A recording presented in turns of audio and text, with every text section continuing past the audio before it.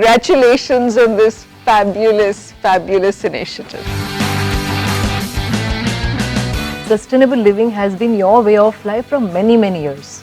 So was this instilled in you since childhood, or is it your wisdom that guides you to do this way? My mother grew up in World War II, post-World War II times in Ireland. My father grew up in post-partition India. So they all had to live sustainably.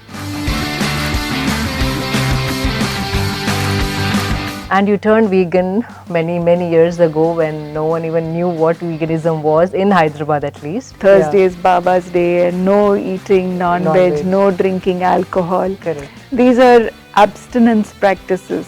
Okay. It will help you internally, mentally, physically, as well as it will help the environment. Absolutely. I think one step at a time. What is your thought on the need for green energy in current situation globally? Who have electricity, we take it for granted, but there is still a very large number of the population, a huge section of the population who still doesn't have electricity. And I looked to the right, there was a store, and to the left there was a lady sitting on her doorstep, and I said, cheap rundandi. Jadu. I wanted a jadu, right? And I just started.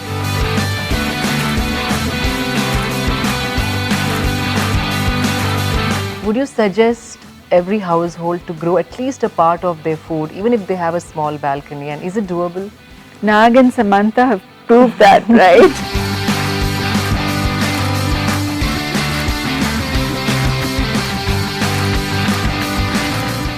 Welcome back to Sustainable Living with Shilpa Reddy, powered by Planet Green's Farm Natura, a new beginning to your life. So Amla, now you're managing Annapurna Film Academy full time and you're an educator.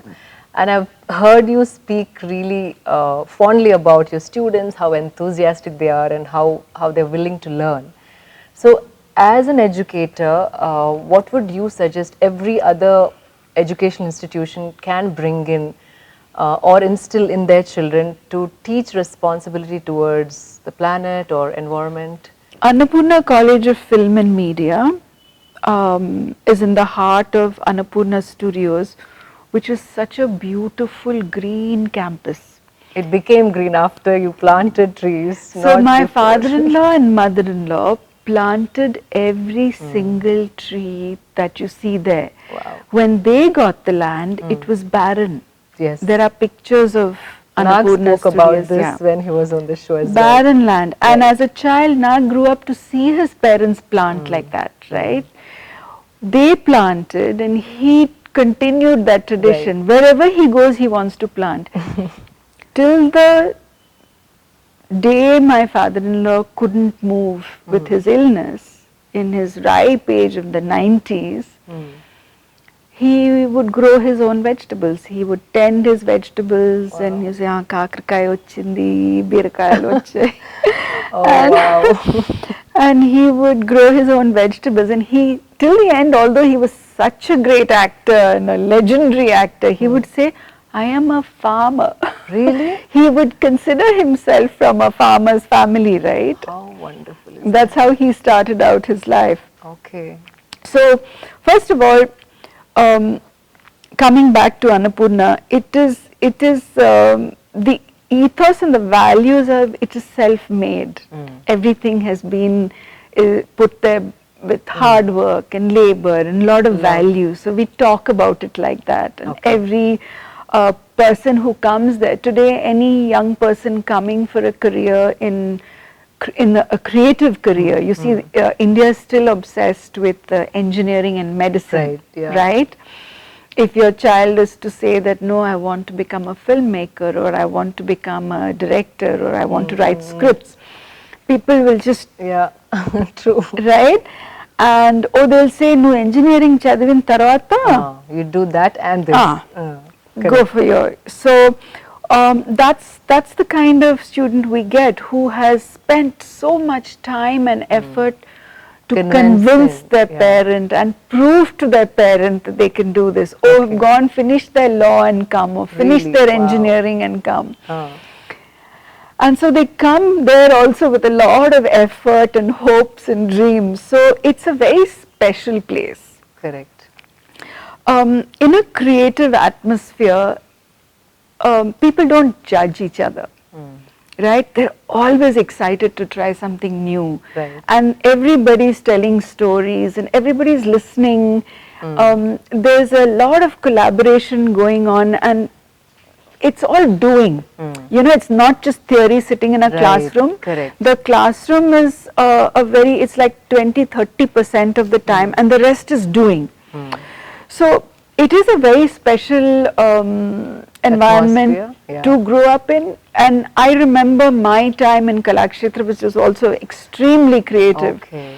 where we studied under the trees and we spent a lot of time outdoors, and Right. everything was dance practice.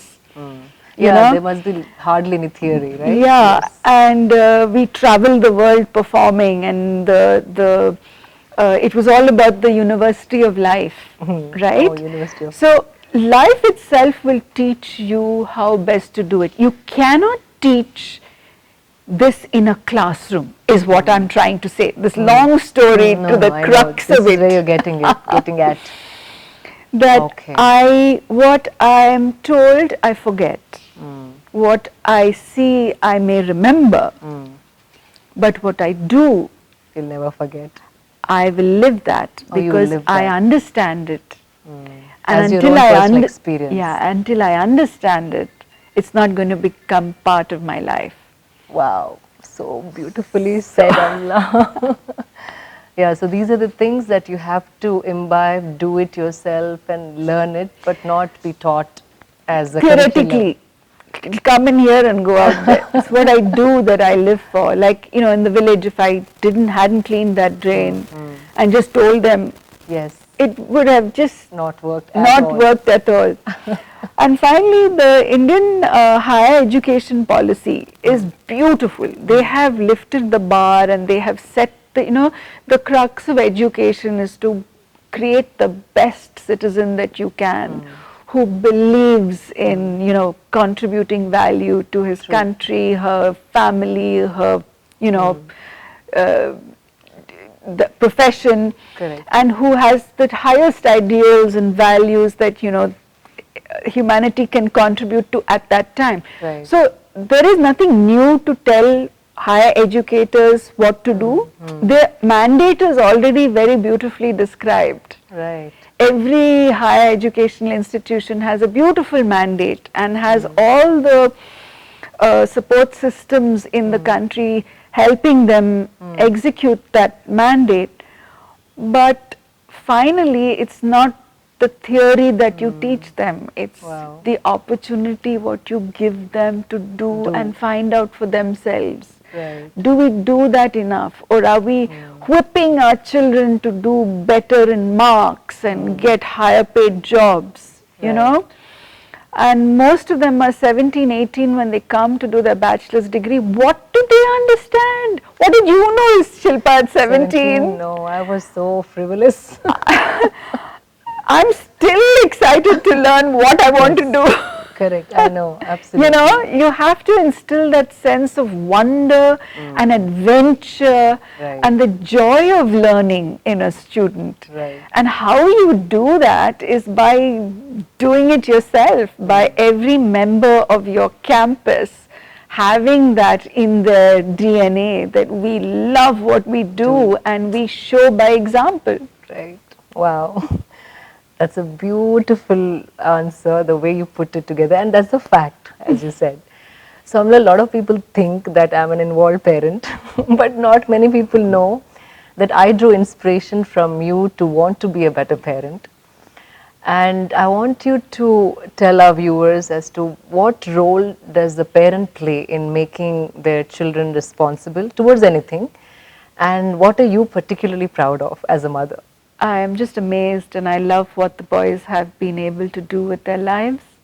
And I think their sense of responsibility, their sense of achievement, their sense of adventure, that they're always trying something new all the time.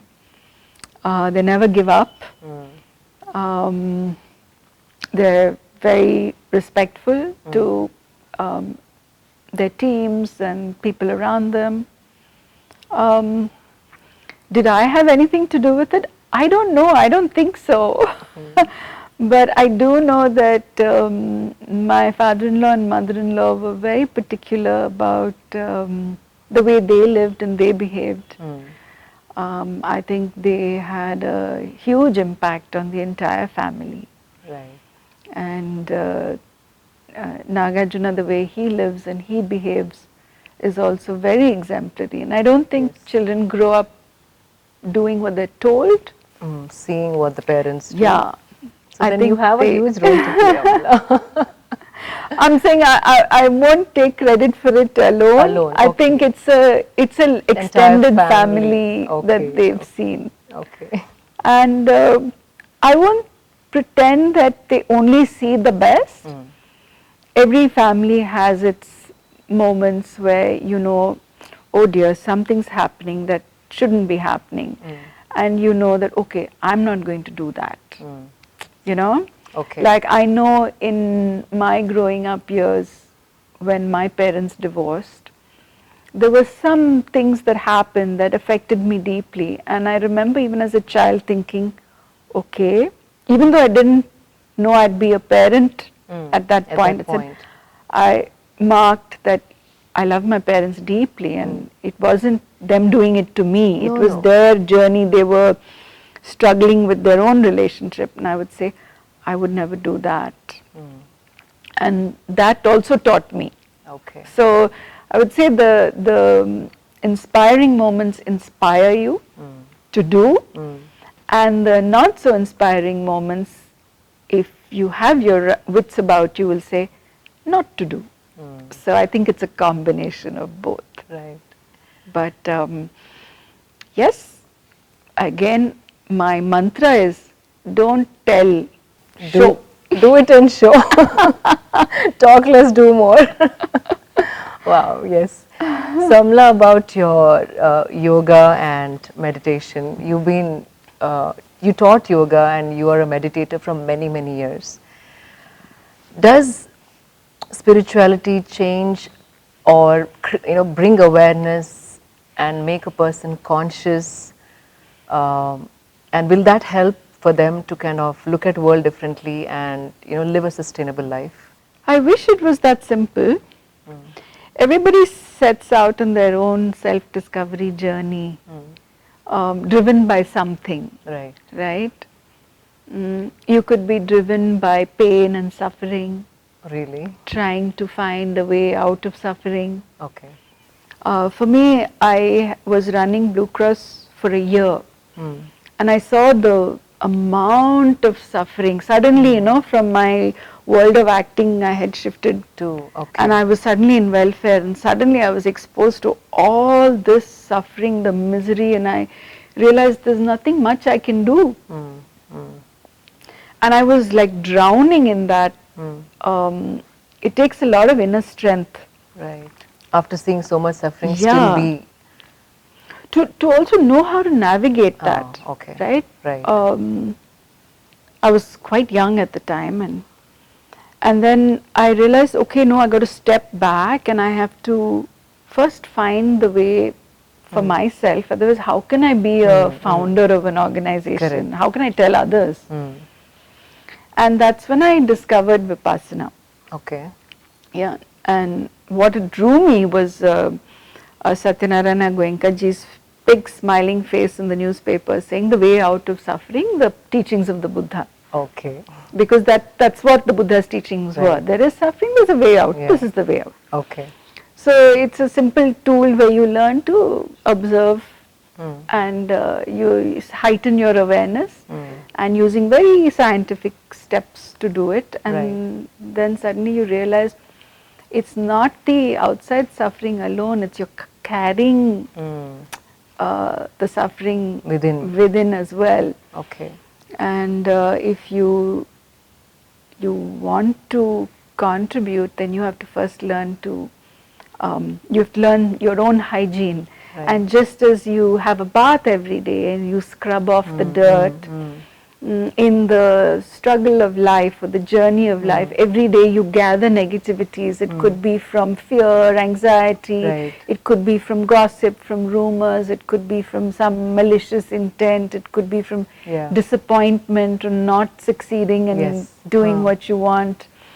It could be somebody saying something, not realizing that they've hurt Hurt you. you, So all these things gather, and meditation is where you can just give your mind that clean, that good cleanse, a bath-like thing where Right. you wash away all the negativity and you're back to a clean slate. And imagine if we could every morning wake up Do as a that. clean slate and say, okay, what do I need to do for today? I think that would be a huge strength to have. It Right. would be one of our most survival tools, I would say. Just So as would you learn to suggest speak. this to the younger Lord, like to get into some kind of sadhana or yogic practice or meditation? So there again, when I started explaining, I started with the thing that we all are driven with some reason to find it. If I tell you, oh Shilpa, you should meditate, It doesn't happen that way. you would be revulsed by it. You would revolt and say, who the hell she thinks she is telling me what to do. But if you, yeah, so it's interesting. I mean, I suppose it's not about the preaching, it's about life has this beautiful way of bringing us the University of Life, Yes. that life, Okay. of bringing us to multiple opportunities to learn exactly what we need to learn. What's needed for your own life? For example, if in March we had told everybody you have to go learn meditation, would it have happened? I don't think so. But the pandemic came. And what did the pandemic teach? To look in, to see the impact. Better you're than having. any meditation course would have taught this. Yeah. Keep quiet, go inside, Right. sit quietly, don't go out. Right. Okay. So I'm making light of it, Shilpa, but I don't believe in preaching. So it's just to say that there are multiple ways to Ways to reach address. a wisdom, and if you are aware enough, life will give you those opportunities. So the it could be longing. retreat, it could be a hard day's work. Or a physical training. So or if you see the Bhagavad Gita, Shri Krishna talks about 12 different ways, right? The yoga of 12 different ways. It could be karma yoga, it could be bhakti Jnana yoga, it yoga. could be jnana yoga. So Kriya yoga. Yeah, there's plenty. Yeah. so we learn in different ways, and I think to honor the opportunity in front of you, to honor the teacher in front of you. It could be a cow, it could be an Right. elephant, it could be a friend, it could be a child, it could be a stinking drain with sewage. Okay. So there's an It's giving opportunity you an to learn opportunity. from everything. To do and to learn. Wow. That is so, you're so evolved, Amla, my I don't God. think so. I'm just practical. No. So about alternative medicine, there's a lot of talk about alternative healing methods. Now people are talking a lot about it, and I remember you once mentioned that for the longest time you didn't give Akhil anything other than homeopathy. And I mean, how far is it not effective, but how far is it sustainable, and to what extent? Okay. So throughout my growing up years in Kalakshetra, and I was there 11 years, the doctor on campus was a naturopath. Okay. Or in Kalakshetra. Okay. So Not an allopathy doctor. No, so she was a naturopath, and it would be like some kashayam, or say you fast Oh, okay, yeah. or you just drink coconut water. So it was, your body became, and it was a pure vegetarian diet. Then we had no distractions. Okay. The air was very pure on Chennai beach, and you know, it was a very healthy life. Plus, we did 2-3 hours of dance. You know, so the body Physically, was you're, physically, yeah, very strong.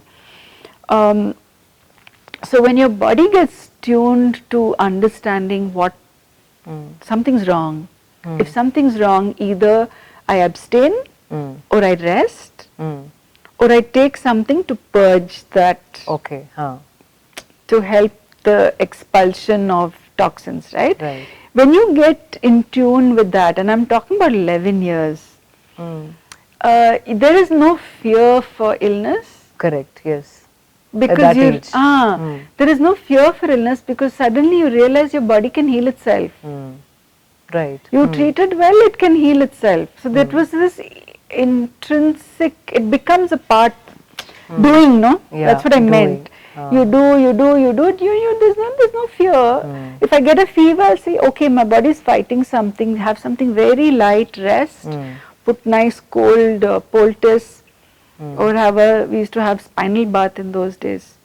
What's this? Spinal bath is a small tub with this much room temperature water you lie in, Okay. and it just cools your spine down, especially if you're having a high fever. Okay. I didn't know From this. here to the bath. spinal bath, Okay. yeah. Oh, so they would make you do that at the So that was there in the common room. It was Jaranga unda, spinal bath tisko. Oh, okay. So that's how we would manage. And also in those states, you kind of get into meditative states that there is a certain healing process which is spiritual. Okay. That you understand, okay, something is wrong, I must step back, I must conserve and allow my body to heal itself. You begin to have a partnership with your own body.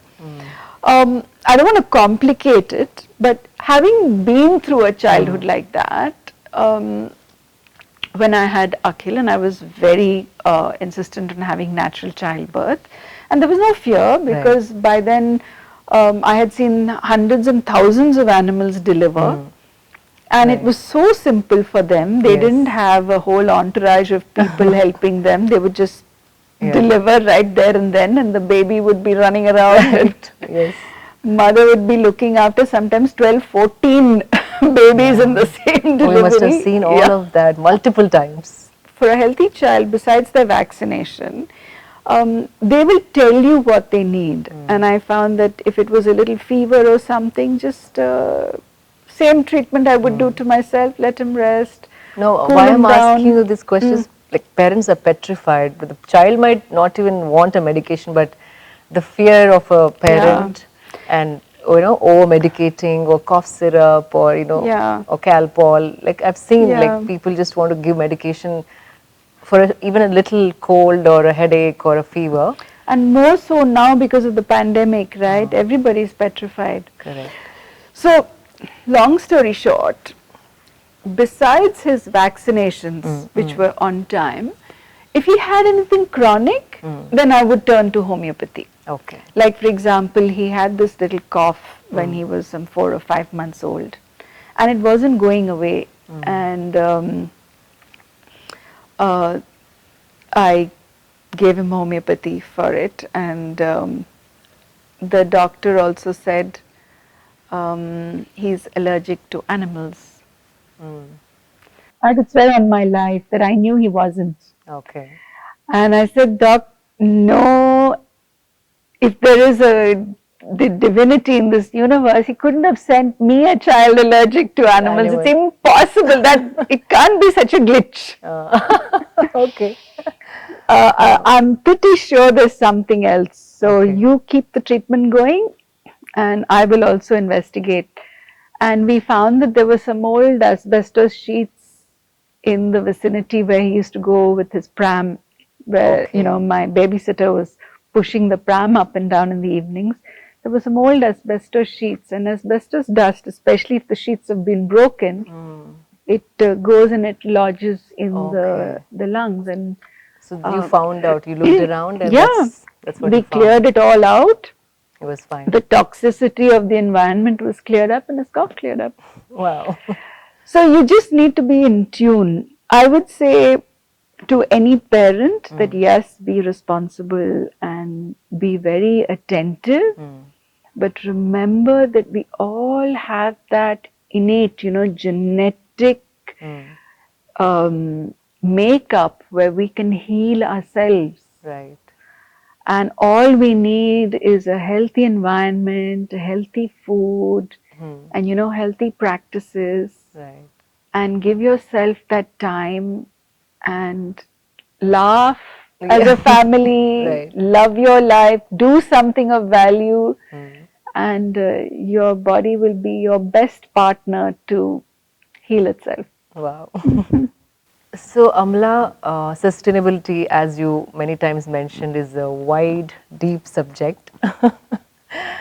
And if you want to see anything drastic happen, it has to be from government authorities or elected authorities. But having said that, I also believe that we all have responsibility towards, living a sustainable life. So if you have to suggest, like, what would you suggest the authorities to implement? What would you suggest the businesses to bring into, their own business practices? And what can households and communities do to steer towards sustainability? So I think governments have already got the mandate. The 17 UN development goals set are not orders or rules, but they are requests to every government Okay. to look in these 17 Directions. directions, and you can have a slide in between Okay. the Yeah, we'll take to that. see the whole thing. It's on the UN development goals. Okay. So whether it's in housing or in poverty alleviation, women empowerment, education, it doesn't energy, Right. agriculture, livelihoods. It doesn't matter which area, but there are certain sustainable development Okay. measures every government is supposed to take. Right. Right? And they're all committed to take anyway. But they do go on the back burner because often politics is run by the popular demands, right? Yes. And I know I'm in management myself. I manage a small private college. I know there will be certain vision goals we want to fulfill, but the budget will be tight that year, and so we have to focus on the Most immediate important things. needs, right? Okay, yes. So while that is an eternal goal setting for the world as a whole, in our day-to-day lives, I think if you look at the resources we live with, from the time you wake up, it's water, it's air, Right. right? It's electricity, it's food, Transport, maybe. it's transport, it's lifestyle, Food. yeah, lifestyle, it's labor, Labor in what as? who works for you, Okay. are you exploiting, Okay, that or way. are you giving a quality of life Okay. and livelihood, right? Right. Education, yeah. I mean, you can look at each and every avenue of your life and you can set your own standard that Better than what it is today, and towards sustainability. yeah, that this is what I will allow, and beyond this we will stop. Okay. So I think it's a wonderful practice to have, to be able to introspect like that Okay. in life. I'm not saying I've achieved it all, but simplifying life, I think, is what the lockdown taught us. We Right. had to clean our own homes. We had to learn how to survive with whatever we had. We couldn't expand our businesses or our plans True. or our. We bought less, we consumed less. Yeah. we started thinking about communities around us who were struggling. Correct. Absolutely. Yeah. That instead of being wasteful here, I can extend the support to those who don't have. Then the monsoon hit, and it was a wonderful rain. Right. This We time. consumed water. I mean, after 3 years of drought in Telangana, the amount of water we would conserve this monsoon was Right. so exciting. Yeah. After so many years, Yes. also. Yes. So yeah, it's sit down with the elders of your family, with the young people of your family. Look at each of you, pick one arena, area of your life, Wow. and talk about it. This much allowed. This much. This The is a ma- wonderful. The materials you Yeah. use. You use. Is it recyclable? Is it damaging? Is it going to help somebody's livelihood? Right. How much of it do you need? Right. How many times can you use it? You were talking about upscaling or Right. what is the word? Upscaling. Upscaling Yeah. fashion. Upscaling fashion. Yes. That you don't have to get something new all the All the time. You can readjust it. Correct. And I think YouTube videos are also great for that. Absolutely. There's so much information. Marie and- Kondo, Yes. my goodness. Your favorite. My mother thinks she should get a Nobel Prize. Really? No, but yeah, what you said is right. I mean, I don't know about the Nobel Prize, but then she really empowered many of them who are struggling with managing their wardrobes Yes. and how to organize Just knowing how to deal with clutter. clutter. Clutter in physical things is because you're cluttered in your mind, you're cluttered in your emotions, you haven't processed and concluded anything. Okay. It's like one continuous need. I need is because there is some void in here. No? Right, There's yeah. a void deep inside, and so I'm trying to fill my space with things Right, because I haven't acknowledged I'm whole and complete within. right.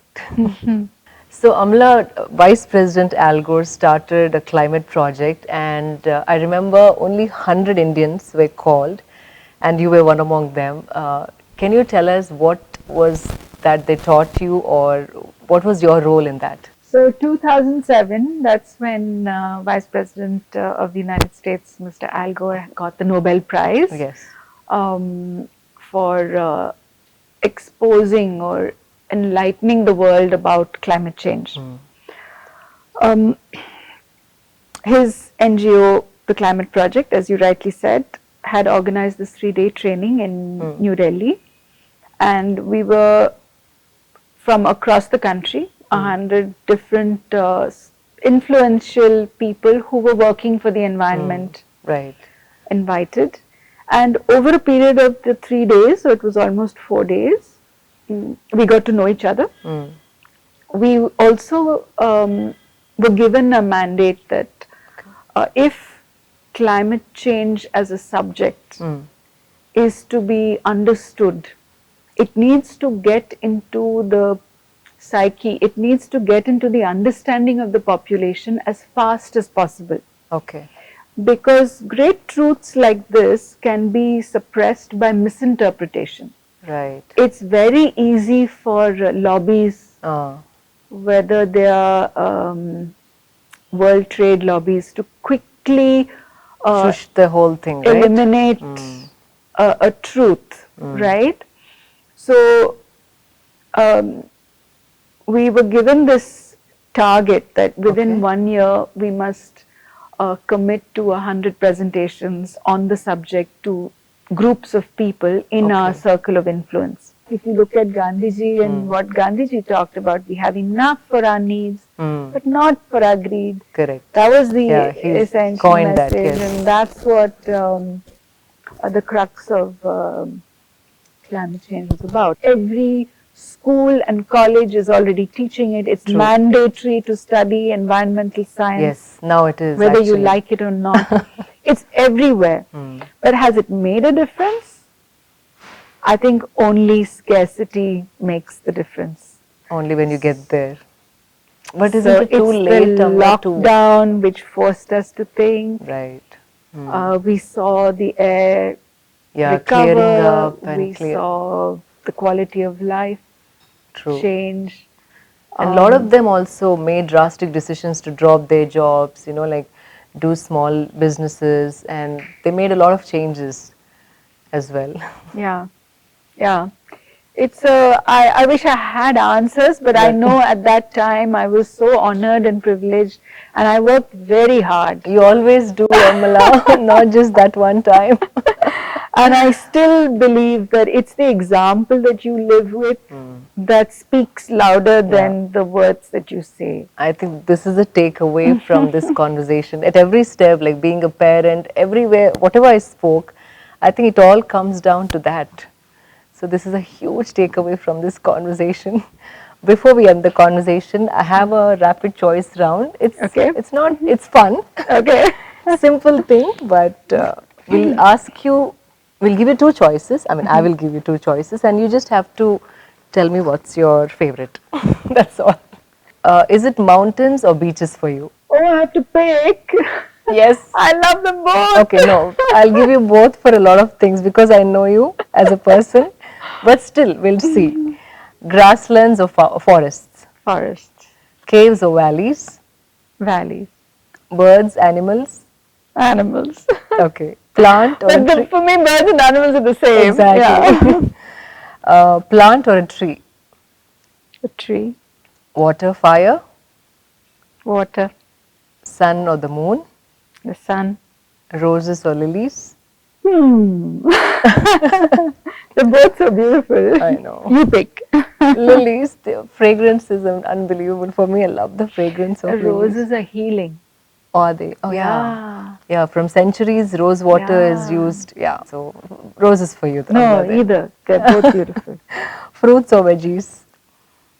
Veggies, Farming or gardening? farming, Sunrise or sunset? sunrise, River or an ocean? ocean, Yeah, that I know. Rain or snow? rain, Biking or trekking? trekking, Camp or a cottage? cottage. Okay. House or a farmhouse? That's too hard work. Farming. My home. I love my home. I think you're more impactful from home, Amla, so we'll keep you in your house. City or a village? I like my city. I'm a Hyderabadi in every way. Okay. Skydiving? Always visit a village. I would say a dose for any urban city dweller for a sustainable living is visit a village, every year. One village. Okay. Skydiving or scuba diving? Scuba. Summer, winter? Hyderabad winters. Okay. I love it. Yeah, not the minus degrees, but then like nice, like the Beautiful dip in weather. the air. Just the perfect weather. Right. Salad or a smoothie? Salad. Okay. Thank you, Amla. We got to know a little more about you. And again, thank you for coming on my show. And I aspire to be at least 1/3 of what you are today. Oh, Shilpa, you're being too humble, too nice. Shilpa, I salute you for your effort to constantly grow and be an example. Thank you. To put all of this together and to truly follow your truth, your search. Thank you. I can say 100 things to 100 people, but only 1 in 100 actually listens and actually implements it. Okay. And you are one of those. Thank you. I'm a good student then. So it's an honor. Thank you for having me. And before you leave, we put a small gift hamper for you from Yellow Veranda. This was the most exciting and inspiring conversation with Amala. I hope you all enjoyed the conversation. Stay tuned for more updates. Subscribe to my channel. I'll see you all next week. Signing off, Shilpa Reddy.